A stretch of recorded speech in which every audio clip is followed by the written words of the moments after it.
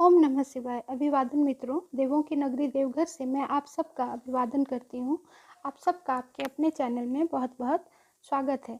द्वादश ज्योतिर्लिंगों में से एक रावणेश्वर वैद्यनाथ धाम के नाम से भी जिसे जाना जाता है, इसे वैद्यनाथ धाम भी लोग कहते हैं। यहाँ का पूरा वातावरण ही शिवमय है और जहाँ कहीं भी भगवान शिव होते हैं वो तो स्वतः ही शिवधाम बन जाता है। ओम नमः शिवाय। शिवरात्रि व्रत का वृत्तांत सुनने के बाद नारद जी ने ब्रह्मा जी से कहा, हे पिता, भगवान सदाशिव के जितने भी व्रत हैं उन्हें आप मुझे बताने की कृपा करें। यह सुनकर ब्रह्मा जी ने उत्तर दिया, हे पुत्र, शिव जी के असंख्य व्रत हैं। उन व्रतों में से निम्नलिखित 12 व्रत अत्यंत आवश्यक तथा प्रमुख हैं, जिन्हें याज्ञवल्क्य स्मृति में वर्णन किया गया है। मनुष्यों को चाहिए कि वे इन व्रतों को अवश्य धारण करें, क्योंकि इन्हें किए बिना किसी भी कार्य की सिद्धि नहीं होती। हे नारद, ये व्रत इस प्रकार हैं: दोनों अष्टमी, दोनों एकादशी, दोनों त्रयोदशी, दोनों चतुर्दशी तथा महीने में जितने चंद्रवार पड़े अर्थात सोमवार, वो सब मिलाकर एक महीने में 12 व्रत होते हैं। भगवान सदाशिव की आज्ञा है कि अष्टमी के व्रत में केवल फलाहार करना चाहिए, परंतु शुक्ल पक्ष की एकादशी को निर्जल व्रत रखना चाहिए। कृष्ण पक्ष की एकादशी को भोजन किया जा सकता है। इसी प्रकार दोनों त्रयोदशी तथा कृष्ण पक्ष की चतुर्दशी में भी एक बार भोजन करने की आज्ञा है, परंतु शुक्ल पक्ष की चतुर्दशी में निर्जल व्रत धारण करना चाहिए।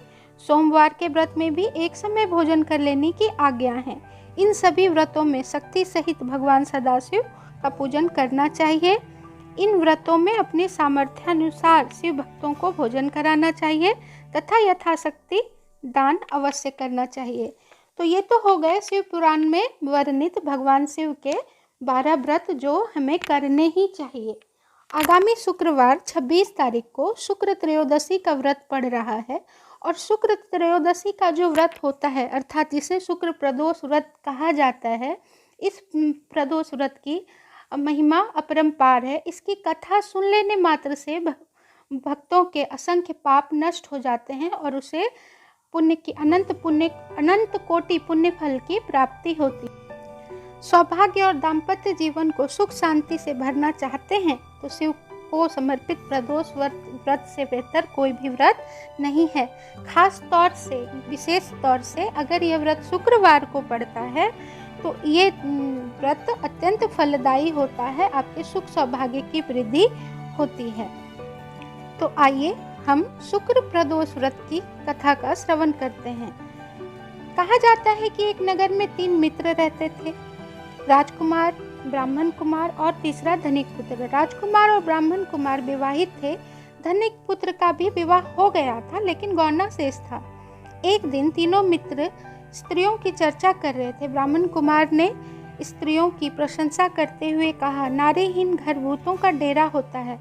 धनिक पुत्र ने यह सुना तो तुरंत ही अपनी पत्नी को लिवा लाने का निश्चय कर लिया। तब धनिक पुत्र के माता पिता ने समझाया कि अभी शुक्र देवता डूबे हुए हैं अर्थात शुक्र अस्त है, ऐसे में बहु बेटियों का उनके घर से विदा करवा लाना शुभ नहीं माना जाता।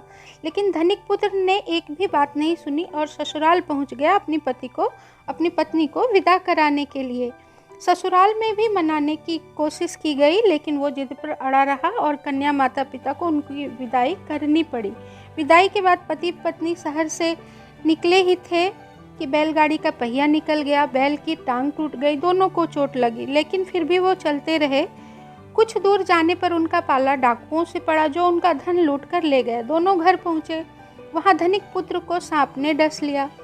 उसके पिता ने वैद्य को बुलवाया तो वैद्य ने बताया कि वो 3 दिन में मर जाएगा। तब ब्राह्मण कुमार को यह खबर मिली तो वो धनिक पुत्र के घर पहुंचा। उसके माता पिता को शुक्र प्रदोष व्रत करने की सलाह दी और कहा कि इसे पत्नी सहित वापस ससुराल भेज दे।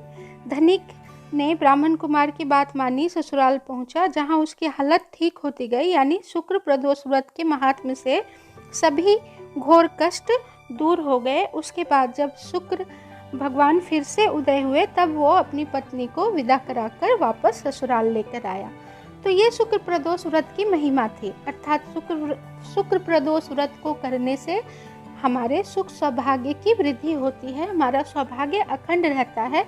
इसलिए जिस किसी शुक्रवार को प्रदोष का व्रत पड़े तो उस प्रदोष व्रत को जरूर करें। यह प्रदोष व्रत सुख सौभाग्य को बढ़ाने वाला है। कथा सुनने के लिए आप सबका बहुत बहुत धन्यवाद। अगर वीडियो पसंद आई हो, अच्छी लगी हो तो कृपया लाइक करें, सब्सक्राइब करें, शेयर करें, कमेंट करें।